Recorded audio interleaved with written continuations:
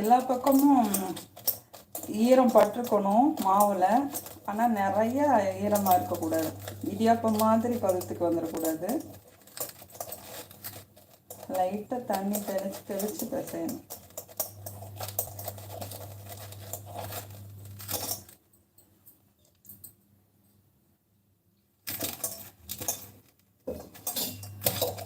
இன்னைக்கு இதுதான். இன்னைக்கு சீனிக்கிழங்கு, புட்டு, வாழைப்பழம். லஞ்சுக்கு சாப்பாடு, கத்திரிக்காய், எண்ணெய் கத்திரிக்காய் பொடி குழம்பு, அப்பளம் பொரிக்கணும், கேரட்டு பொரிக்கணும். அவ்வளோதான். முட்டை வேணுங்கிறவங்க முட்டை கேட்டால் பொரிச்சு கொடுத்துக்கிற வேண்டியதுதான். இதை பாருங்கள், நல்லா பிசைஞ்சிட்டேன்னா புட்டு மாவு பதத்துக்கு. அவ்வளோதான். பிடிச்சா அப்படி பிடிக்கணும், உதுத்துனா இப்படி உதுத்தணும். அதுதான் பக்குவம். அது மாதிரி சாப்பிடும்போதும் அப்படிதான். புட்டை சாப்பிடும்போது அவ்வளோதான். இதை அப்படி இட்லி பாத்திரத்தில் அவிக்க வேண்டியதுதான். மல்லிகைப்பூ மாதிரி இருக்கா?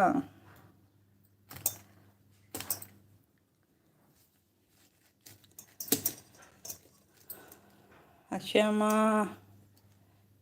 இல்லை, தோசை இதில் தோசை நல்லா இருக்கும். ஆமாம், தோசைக்கு நல்லா இருக்கும் அந்த குழம்பு. That is dosa. செம்ம ஹைலைட்டட்.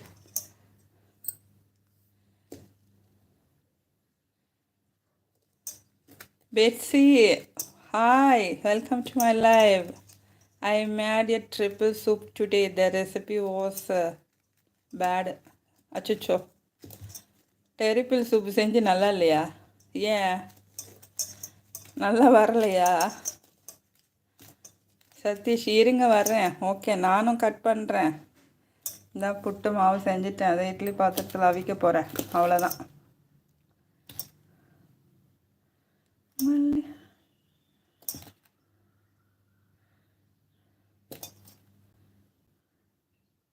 அப்படி தேங்காய் பூ மாதிரி இருக்கா புட்டை மாவு? அவ்வளோதான்.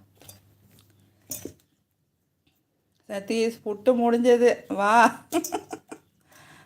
முடிஞ்சது வாங்க, எல்லோரும் சாப்பிட்லாம். இதில் வச்சு அவிக்கணும். இதுக்கு மேலே இட்லி தட்டு வச்சு இதை ஒரு கிளாத்தை விரித்து அதை அதில் வச்சு மூடி வச்சுட்டு ஒரு 15 மினிட்ஸ் நல்லா சிம்மிலேயே வச்சு வெந்துடும். இப்போ நல்லா கொதிச்சிருச்சுல.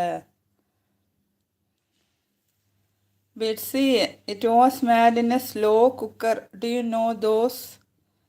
I don't understand what your preparation.